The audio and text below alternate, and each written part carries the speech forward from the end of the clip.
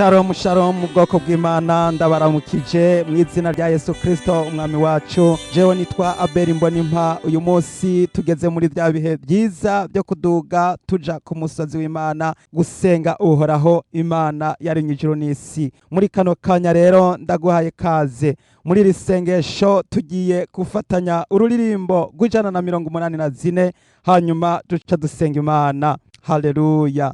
Inzira y'umusaraba niyo izonshikana mw'ijuru gusa, sinzobona ibirimba vy'umuco ninahusha ya nzira ya Yesu.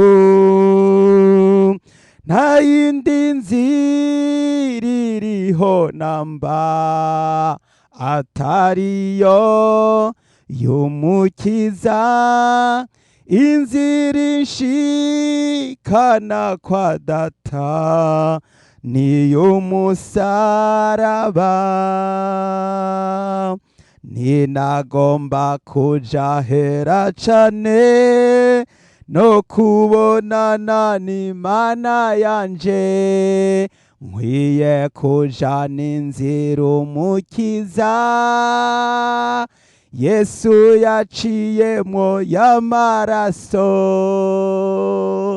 Nta yindi nzira iriho namba atariyo y'umukiza, inzira inshikana kwa data niy'umusaraba. Nasezeye inzira zose z'isi, sinzosubira guca murizo. Data arampamagara ati ngwino nkujanaho naguteguriye. Nta yindi nzira iriho namba atariyo y'umukiza, inzira inshikana kwa data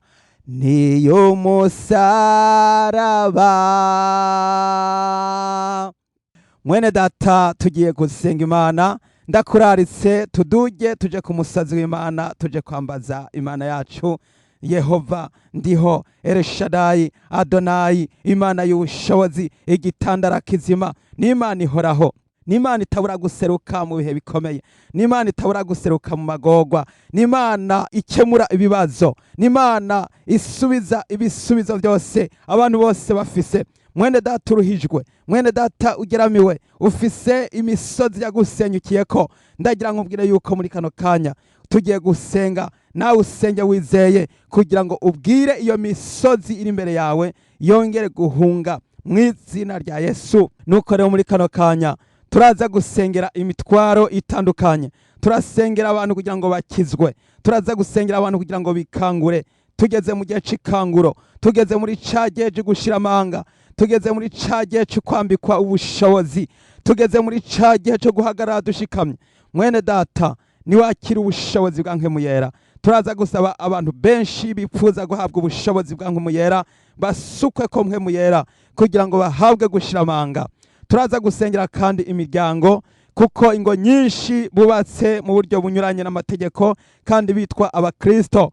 Rero birakwiye yuko bongera guhishurirwa n'Imana kugira ngo Imana ibabwire ico bagomba gukora, kugira ngo bakurikize amategeko y'Imana, bakurikize ijambo ry'Imana, kuko utejejwe atazoraba umwami. N'igihe cyo kwezwa, n'igihe cyo gutunganywa. Ndakuraritse mwene data, aya n'amasengesho yo kwezwa, n'amasengesho yo guca bugufi, n'amasengesho yo kumvira Imana. Turaza gusengera abakozi b'Imana kugira ngo bavugutirwe, bongerwe inkomezi, kugira ngo bahagarare mu bushobozi, bashobore gutunganya ibibazo byose biri mu ishengero.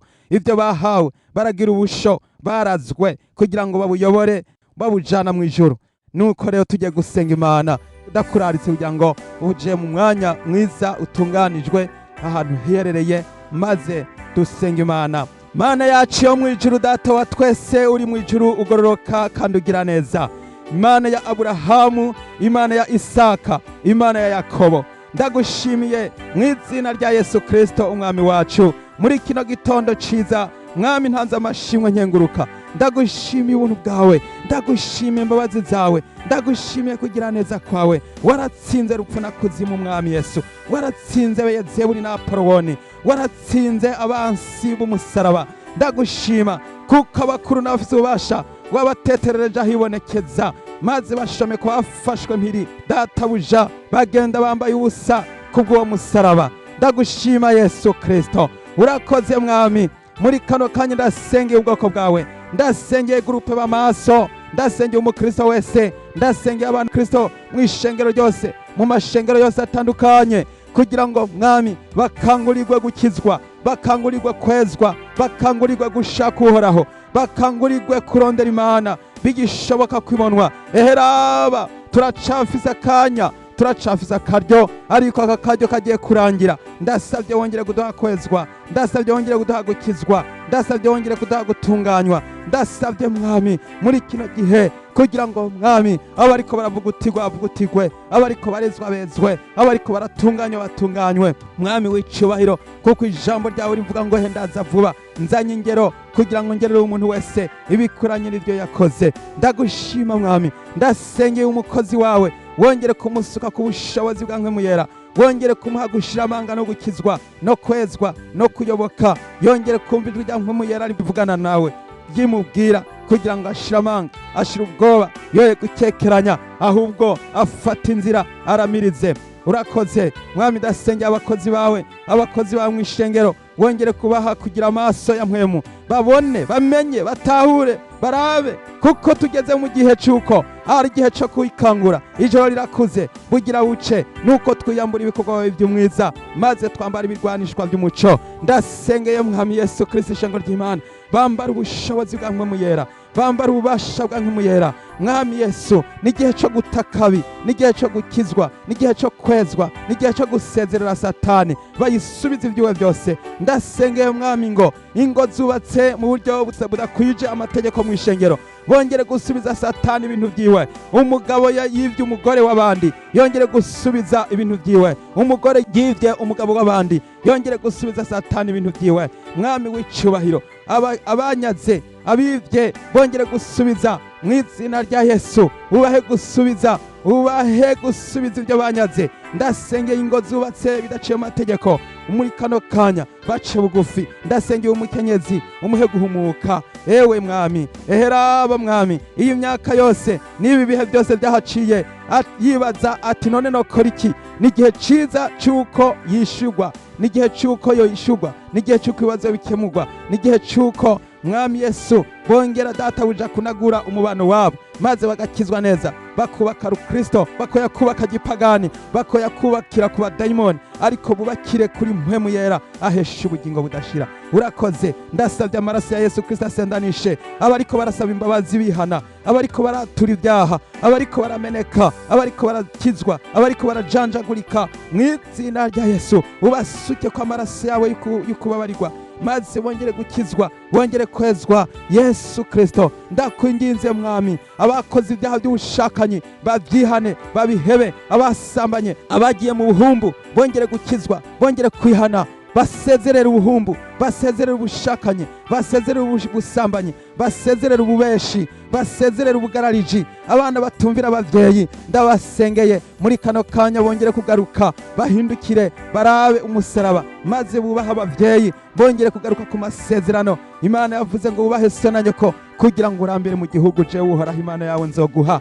Databuja wera, ndasengeye ugwaruka kugira ngo bongere kubaha, bagire gutinya. Mwami w'icubahiro, Mana yacu wera wo mw'ijuru, ndakweretse mwami abafise imitwaro itandukanye, abafise imizigo yibaremereye, abantu benshi basenye ikiboko n'imisozi. Muri kano kanya Data ndasabye ngo iyo misozi bava imbere, maze ibaduke igende. Hunga wa musozi we, hunga wa musozi w'umudayimoni, hunga wa gisozi kinini. Ndakwirukanye, ndagusohoje, ndagukuye mu mutima w'uyu muntu, ndagukuye mu vyumviro uyu muntu yama yicurikiriye, yama yihebuye, yama yijajara, avuga ati mbega biragenda gute, mbega bizagenda gute. Uwo musozi ndawirukanye mu izina rya Yesu. Wa musozi we, wa musozi uzohunga imbere ya Zerubabeli mu izina rya Yesu. Wa musozi wo ntawe ubasha ufise. Haleluya, urakoze Mana yo mwijuru, ndagushima Mana, nuhabwe icubahiro Mana. Ndasengera abantu bagwaye ingwara zitandukanye, abagwaye asima, abagwaye igituntu, bose ubakize, abagwaye amaso ubahumure, abagwaye ubuhumyi ubahe kubona mu izina rya Yesu. Ubahumure, ubagire neza, abipfuza gusoma neza Bibiliya ubahumure amaso babone. Ndasengera umukenyezi ahumuke amaso yiwe, yongere gusoma Bibiliya, ijambo ry'Imana yongere gusomwa mu izina rya Yesu. Ari muhira yumve gusoma Bibiliya, yongere gusoma ijambo ryawe mu izina rya Yesu. Humura amaso yiwe umuhe kubona. Yesu, ukize umuntu agwaye miyopi kugira ngo yongere kubona. Data uja wera, ndasengera ubwoko bwawe, ndasengera abana b'Imana, ndasengera abantu bawe, ndasengera abakristo. Mwami ni wowe gisubizo. Twebwe abana b'abantu twoshiraho ibyo kwiyumvira ngo dutanga igisubizo, ariko ntidushoboye, ariko wowe urashoboye. Mwami Yesu Kristo, ndasengera umuntu agwaye ukuguru kwe kongera gukira mu izina rya Yesu. Ndasengera umuntu afise ubumuga yongere kumuguruka mu izina rya Yesu. Ndasengera umuntu agwaye igisonga cyo mu rubavu yongere gukira mu izina rya Yesu. Uwo musonga ndawirukanye mu izina rya Yesu. Hunga mu izina rya Yesu. Uyu mudayimoni yafashe agatera uyu muntu amuteje umusonga wo mu rubavu, ndamusohoje, ndamwirukanye mu izina rya Yesu. Abari isumu, abari ishano, abari ibintu byinshi byica bongere gukira. Yesu Kristo yavuze ngo muzorya icica ntaco kizobagira. Haleluya. Kandi ngo muzorambika ibiganza ku bagwayi bakire. Mwami Yesu, ivyo ni ibimenyetso bizokama biboneka kubizera. Mwami w'icubahiro, urakoze Mana, ndabigushimiye Yesu. Ndasengeye Mwami uyu muntu yipfuza gusukwa ko mpwemu yera kugira ngo wongere kumucunjurira kw'imigisha yawe. Yewe Yesu Kristo, jambo ry'Imana riravuga ngo hanyuma y'ivyo nzosuka mpwemu yera ku bari n'umubiri bose, abahungu n'abakobwa banyu bose bazovugishwa nanje, n'abatama n'abatamakazi muri iyo minsi bazorota inzozi. None Mwami Yesu, ndakwinginze Mwami, wongere gusuka ko mpwemu yera uyu mwigeme atangure kuvugishwa, atangure kwerekwa, atangure kufurura ingabire ziwe zafuriwe. Uyu mwigeme aranaguriwe, arafururiwe, arahishuriwe, arejejwe, aratunganijwe kugira ngo abe igikoresho kiramuye. Gendera Mwami y'abantu benshi. Haleluya.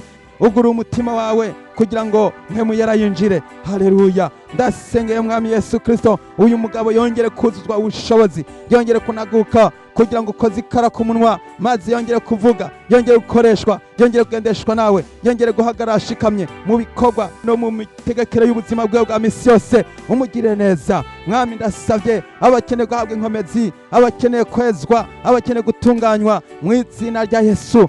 Haleluya. Ndasengeye Mwami umuntu ariko arashaka kwipfuza guhabwa ingabire zo kuvugishwa no kwerekwa no guhishurirwa, wongere kumugenderera. Ndasavye mpwemu yera muri uyu muntu, yongere gusukwa ku bushobozi bwa mpwemu yera. Ndasengeye groupe b'amaso bongere gukoreshwa ibitangaza, bongere gushingira intahe, abongera gukizwa, bongere gukizwa neza Mwami. Yewe uhoraho, ndagushima Mwami. Gendera abantu benshi, gendera abafise imitwaro itandukanye.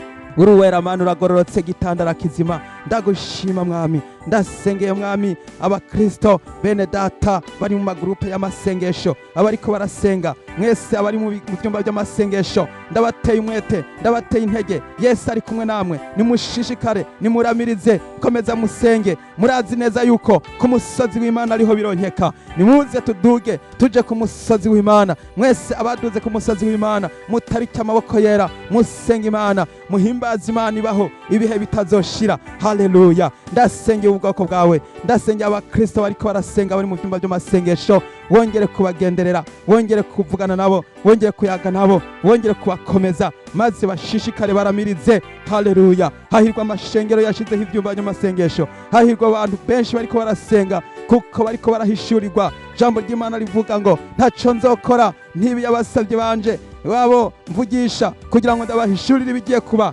Nico gituma ibanga rigaragarira mu masengesho. Wowe udasenga ntaco uzokumva, wowe udasenga ntaco uzosobanukirwa, wowe udasenga ntaco uzomenya. Ariko abasenga bazokwama biyubura mu nkome z'insha, bazogurukisha amababa nk'ukuma, bagende ntibaruhe. Haleluya. Ngo imisore yo kwica gatemba n'imikangara yo nadende ukigwa, ariko abiteze uhoraho bazokwama biyubura mu nkome z'insha. Haleluya. nawe mwene data wongere kuzuzwa ubushobozi, ja mu masengesho, genda gusenga, fata ibihe byo gusenga, fata ibihe byo kwisondesha, maze wongere kwezwa, wongere kunaguka. Hari ubushobozi kubasenga, hari ubushobozi mu masengesho, hari ubushobozi mu bitanga, hari ubushobozi mu banaguka, mu bariko barakizwa. Bene data, nimuze dusenga Imana. Haleluya. Data wa twese w'imbabazi nyinshi, wongera gusuka ubushobozi ku bari n'umubiri wose, maze abantu bongere kuvugishwa, bongere kwerekwa, bongere gutahura, bongere data buja gufurura ingabire. Mwene data ufise ingabire zafuriwe nizifurugwe,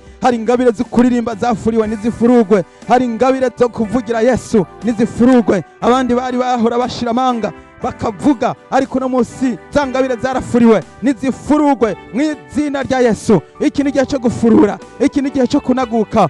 Turakeneye umunaguro. Yesu Kristo, nagura, genderera, vugurura. Ndasengeye Mwami Yesu, babakozi bawe bahora bagukorera mu myaka yahise, uno munsi nabo nyene bongere kunaguka, bongere kwambika ubushobozi. Uri Imana uragororotse Mana. Ndasengeye Mwami uyu mukozi wawe ariko arakora, Mwami Yesu wamugire neza, umuha akazi. None rero ndamusengeye kugira ngo muri aka kazi yongere ukabonera nk'imigisha, abazomubona bose bazabona ibitangaza bimuzako, azagira ikiganza ciza mu byazokora byose. Kiya gikorwa yahawe ugihezagira ibyo akora, ibikorwa akora. Ndasengeye abariko barafise imitwaro mwese abafise imitwaro yishugwe mu izina rya Yesu. Imitwaro musenge mwizeye kugira ngo Yesu abakemura ibibazo. Abafise imitwaro y'ubuzima, imitwaro y'amagara, imitwaro y'ingorane, mwese mu biture Imana. Abasezeraniwe kuragwa igihugu c'isezerano arico cyo mu ijuru, mukomeze kwizera, mushikame. Haleluya. Jambo ry'Imana yavuga ngo muranze mwitwara ariko iby'ubwami bw'Imana no kugororoka gw'ibisigaye muzovyongerwa. Nico gituma igikuru ndagira ngo nsabe umuntu wese asenga yitwara ariko iby'ijuru. Jambo ry'Imana yavuga ngo hahirwa abafise inzara n'inyota byo kugororoka, kuko ubwami bwo mu ijuru ari ubwabo. Haleluya. Data urakoze Mwami, ndakwinginze Mwami, ume kwitwara ariko ubwami bw'Imana, ume kwitwara ariko iby'ijuru, ume kwitwara ariko kuzokubona. Ndagomba kuzobana nawe imyaka yose, ndagomba kuzobana nawe ibihe bidashira. Ndasengeye umwene data yitwara ariko ubwami bw'Imana. Haleluya. Ndasabye Mwami ude kugura uburyo tubugwiza ku imisari mibi, kandi uko wa musi wegereza natwe turushirizeho kugenza dutyo. Ndagushima. Haleluya. Ijoro rirakuze bugira buce. Mwami wacu Yesu, ndasengeye ubwoko bwawe, ndasengeye abera, wongere kubagirira neza. Haleluya. Ude kwambara ibirwanishwa byose by'Imana. Haleluya. Kuko Mwami abo tunigana atari inyama n'amaraso, ariko tunigana n'abakuru n'abafise ububasha n'abaganzi isi y'umwijima, nimwe mu mbiza ahantu ho mu ijuru. Ndasabye wongere gusuka ubushobozi muri gurupe b'amaso. Ndasabye wongere kugendagendera abakenyezi muhagarare mushikamye. Mukenyezi ufise abana ubarerane umwete n'ubwira, kandi ubigishe ijambo ry'Imana, ubasengeshe, ubasomeshe ijambo ry'Imana, ubahe gukura bizera, batahura, bamenya Imana. Ntuhorereze, ugume wigishe, bandanya igikorwa, uzohemberwa ico wakoze. Nawe mugabo komeza wigishe mu rugo, unagure, uvugurure, kuko wewe uri umukozi w'Imana mu rugo, niwe utegerezwa gutunganya iby'urugo. Ndasabye Imana, ndagusengera kugira ngo unaguke, wambike ubushobozi, umenye gutunganya neza iby'urugo, maze wigishe kandi abana ubatoza indero nziza, kandi wigishe iby'ijambo ry'Imana buri munsi, kugira ngo Yesu Kristo niyaza azosange hari igikorwa ciza wakoze, maze azokugororera kuko wamukoreye. Erega igikorwa tugihera mu rugo. Ndagushima Yesu, urakoze kubw'abo bose bariko baritanga bakora ibikorwa. Erega ubutumwa tuvuga ni igikorwa, kandi iyo turiko turahanura ni igikorwa. Ndagusabye Mwami kugira ngo uhe benshi guhumuka. Yesu, uhe benshi guhumuka, uhe benshi kuba maso, uhe benshi gukorera, uhe benshi kuzigamwa no kurindwa, maze Yesu bongere kuzigamwa nawe, bongere kurindwa nawe, bongere gutabagwa nawe. Haleluya. Urakoze Mana. Nuhabwe icubahiro Mwami w'abami, nuhabwe icubahiro Yesu. Ndasengeye Mwami ibihe bya none turi mu bihe by'imperuka. Rero nubwo turiho muri ibi bihe, birakwiye yuko ari we wese yikangura, maze tukagira igishinga nta cy'ukuri. Hari benshi bazimaze kuzimira, hari inyigisho zizimiza, hari inyigisho z'ibyaduka, hari amadini yigisha ibinyuranye n'ijambo ry'Imana. Ndasabye kugira ngo abantu benshi bahe guhumuka, ubahe gukizwa neza, ntibashire imitima ku by'amadini yigisha, ariko bashire umutima ku byo Bibiliya yigisha. Ntibashire umutima ku by'aya mategeko, ariko araza guhindura abantu. Bashire umutima ku byo mpwemu yera avuga. ijambo ry'Imana riravuga ngo wewe ikangure, wewe usinziriye uzuke uve mu bapfuye, Kristo arakumurikira. Ndasengera abariko barikangura, ndasengera abariko barumva mpwemu yera avugana nabo, ndasengera abantu benshi kugira ngo banaguke. Mwami w'icubahiro, Mwami Yesu, iyi troisième vague ndayihagaritse mu izina rya Yesu. Ndahagaritse iyi troisième vague, ndahagaritse iyi corona ya gatatu, ndayihagaritse mu izina rya Yesu. Ndasabye Mwami kugira ngo habe kwizera Imana, habe kwizera urukingo rwa Yesu Kristo, kuko urukingo rwo mu isi ruzoshira kandi urukingo rwo mu isi rurahumanye, ariko urukingo rwo mu Mana rurejejwe. Ndasabye Mwami udehe gukingirwa mu maraso ya Yesu. Mwami w'icubahiro, twokwizigira abantu, twoherera mu bantu kandi ntitworonka ico tuzokwirata, ariko tugomba kwizigira Imana Yesu Kristo. Ndashima umuririmbyi aririmbye ngo wizigira Imana uyizigire Yesu wa Nazareti. Hari umuntu w'Imana yitwa Daniel yarinduka naho go burupfu, Mwami Yesu ntiyatinya. Ndashima ugushinga intaye kwa Shadraka na Meshake na Abedunego, ntibatinya urukambye, ntibatinya. Mwami ndasabye kugira ngo abakristo buno munsi baye gutinya, bareke gutinya abantu. Ndasabye duhe kunaguka, ndasabye duhe kuyinjira muri wewe by'ukuri, twongere kuzuzwa, twongere kwambikwa ubushobozi. Ndasenge abakristo mu isi yose banaguke, ndasenge ibihugu bya Afrika bongere kunaguka mu izina rya Yesu. Ndasenge ibihugu by'Uburayi bongere kunaguka no kwikangura mu izina rya Yesu. Ndasenge Mwami Yesu Kristo ibihugu bya Amerika, ndasenge kino gihugu ca Canada, ndagisabiye Mwami kugira ngo bongere kunaguka. Abakristo bariyo bikangure, abakristo bari hano bongere guhumuka, bongere kumva ijwi ry'Imana ribabwira, ribongorera, risemerera, ribabwira yuko bagomba guheba ubuhumbu n'ubugarariji mu izina rya Yesu. Ndahagaritse ibitero by'amadayimoni biri muri iki gihugu, ndahagaritse imigabo mibi ya Antikristo iri muri iki gihugu, ndahagaritse imigabo mibi databuja yazankoze zibibi bari muri iki gihugu mu izina rya Yesu. Ndasabye itara rimurika ryongeye kumurika mu izina rya Yesu. Ndasengeye Mwami Yesu, ndasengeye akarere ka Australia, ndabashize mu biganza byawe, wongere kubaha guhumuka, abandi wongere kubakura mu kaga, kubakura mu mitego ya wa mwansi, wongere kubabohora. Hari benshi baboshwe n'imyuka mibi, baboshwe n'abadayimoni, barakeneye kubohoka mu izina rya Yesu. Ndabohoje umuntu wese yaboshwe akabohwa n'abadayimoni. Ndasenga abantu bafise ingwara zo mu mutwe bongere gukira mu izina rya Yesu. Kiza abantu bafise imyuka mibi, kiza abantu bafise abadayimoni, kiza abantu bose bafise imyemwe bongere gukira mu izina rya Yesu. Izo dayimoni zirasenzwe mu izina rya Yesu. Hunga dayimoni, hunga mu izina rya Yesu. Sohoka mu izina rya Yesu. Turirukanye imiyaga mibi, turirukanye impwemu mbi mu izina rya Yesu. Iki ni igihe cy'uko twambara ibigwanishwa byo kunesha, ibigwanishwa by'intsinzi, ibigwanishwa by'umukristo. Haleluya. Udehe kunaguka, udehe kuvugutirwa, udehe kwezwa, udehe kuyoboka Yesu wa Nazareti. Ndasabye Mwami databuja udehe kugura uburyo tubugwiza ku misari mibi, Mwami w'icubahiro, kugira ngo tugire ubwenge, dutahure ibihe turimo, udehe kwezwa uwo ari we wese. Mwami wanje Yesu, ndahagaritse kwa kuyorobekana bwa buryarya buri mu madini, ndahagaritse kwa kuyorobekana bwa buryarya kutumvikana kuri mu bakozi b'Imana. Habeho kumvikana, habeho urukundo no gushira hamwe. Ndasabye urukundo mu bakristo, ndasabye urukundo hagati y'abakozi b'Imana. Abakozi b'Imana bongere gukundana ataburyarya mu izina rya Yesu. Ndasabye Mwami Yesu kugira ngo data bakizwe, abezwa bezwe, abatunganywe batunganywe, abavugutirwa bavugutirwe, kuko ijambo ry'Imana rivuga ngo ndaza vuba nzanye ingero kugira ngo ngerere umuntu wese ibikwiranye n'ivyakoze. Ndi Arufa na Omega, itanguriro n'iherezo. Hahirwa uba maso akazigama impuzu ziyo ntagenda amenya. Ndagushima Yesu, urakaza Mwami Yesu. Yesu degora tugutegereje Mwami, twame twikorera umusaraba uko bukeye uko bwije. Haleluya. Mwami wanje Yesu, ndasenga abantu ubwoko bwose, ndasenga abafise ibibazo bitandukanye. Hariho abantu benshi bafise ibibazo bitaratora umuti, bitarakemurwa. Ndasabye Mwami kugira ngo uyu musore afise ikibazo yifuza kugikemurwa, ndamusenge kugira ngo ikibazo cyo kemuke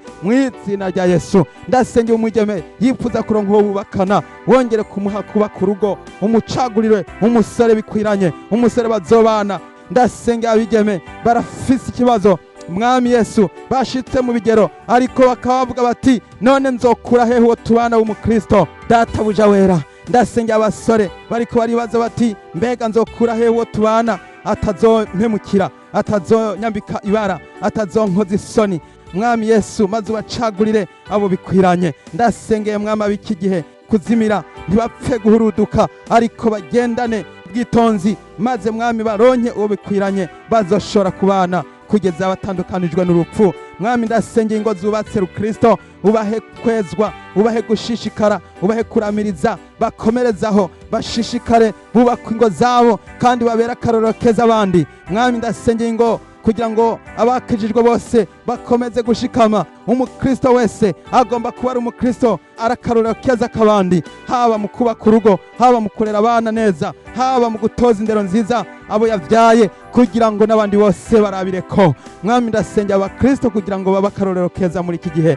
Turagomba kwama imbuto, turagomba kugira ngo tuba akarorero keza hano mu isi muri kino gihe. Mwami Yesu ndasavye umpe kuba akarorero keza. Ndasengeye umukenyezi agira akarorero keza, ndasengeye umugabo aba akarorero keza mu bantu b'iki gihe. Databuja wera, kuko ijambo ry'umusaraba kubaho na rurupfu, ariko kubakizwa n'ubushobozi bw'Imana. Ndasengeye abantu ba kino gihe mwami, abo tubonekera nk'amatara mu isi mwami Yesu, kugira ngo twongere kuba amatara kandi mwami tugira ingeso nziza kubo hanze. Yesu wanje mwami Yesu, ndasavye umunaguro mubera no mu bana b'Imana, ndasavye umunaguro mu ishengero ryawe, ndasavye umunaguro mu bakijijwe, ndasavye umunaguro mu bwoko bwawe. Izina ryawe rihabwe icubahiro Yesu. Urakoze Mana, ndatanze amashimwe gitandara. Suka inzuzi z'amazi y'ubugingo mu bantu bawe, suka inzuzi z'amazi y'ubugingo mu bakwizera, inzuzi z'amazi y'ubugingo zongere gutemba. Usendanishe mwami, jambo ry'Imana riravuga ngo unyizera inzuzi z'amazi y'ubugingo zizokama zitemba ziva mu nda yiwe, nk'uko ivyanditswe bivuga. Mwami Yesu Kristo, uwo ni mpwemu yera yatanzwe, uwo ni mpwemu yera yasutswe ku ishengero. Ndasavye mwami ishengero ryoye kugaduka, ahubwo mwami rivomererwe. Ndasavye uvomerere mwami ishengero, vomerera bene data, vomerera abakozi bawe, vomerera abaririmbyi, vomerera mwami Yesu Kristo grupe y'abasenzi, vomerera mwami grupe b'amaso, vomerera mwami Yesu bano bakenyezi mu izina rya Yesu. Vomerera uru rugo rukeneye kubona ubwiza bw'Imana mu nzi wabo, vomerera abana b'Imana. Yesu wanje gendera abakristo. Ndasengeye ujya muntu mwami agwaye kuguru, wongere kumukiza mwami, umugire neza. Ndasengeye mwami runo rugo, ndasengeye ujya mukenyezi mwami yaherekera afise umutwaro w'umugabo wiwe yamutaye, umugabo wiwe yagiye gushurashura hanze. Ndasavye mwami umugabo wiwe mukemurira ikibazo, wongere mwami wacu Yesu kumva amarira n'amajujwa yiwe. Uwera Mana isumba byose, ndasengeye mwami Yesu umugabo databuja yongere guhabwa igisubizo, maze tuze twumva igishinga ntahe yuko umugore wiwe yagarutse, maze bihesha izina ryawe icubahiro. Ndasengeye ngo nyinshi zibohoke mu izina rya Yesu, bongere kunaguka, bongere gukizwa neza, bongere kugororoka, bongere guhagarara bashikamye. Urakoze, niwe tara, niwe rumuri, niwe gitandara kizima. Ndabigushimiye. Urakoze kwamaze kumva no masengesho yacu, urakoze kumvise kuno gusenga. Nuhabwe icubahiro Yesu. Oh haleluya, haleluya. Izina ryawe rihabwe icubahiro. Ndavyambaje nshima mu izina rya twitangiye Yesu Kristo umwami wacu. Amen. Mwene data ufise igishinga ntahe, ndakuraritse ndagutera kamo kugira ngo igishinga ntahe cawe ukiturungikire, hanyuma bitume benshi bongerwa kwizera kandi benshi bazokizwa kubw'igishinga ntahe cawe. Wowe rero ufise igishinga ntahe, wowe rero ufise iby'Imana yagukoreye, wowe ufise ibyo Yesu yagukoreye, ntutebe, ahubwo urungike igishinga ntahe cawe cyubake bene data. Mwese abafatanije nanje muri aya masengesho, Yesu abagirire neza. Shalom shalom.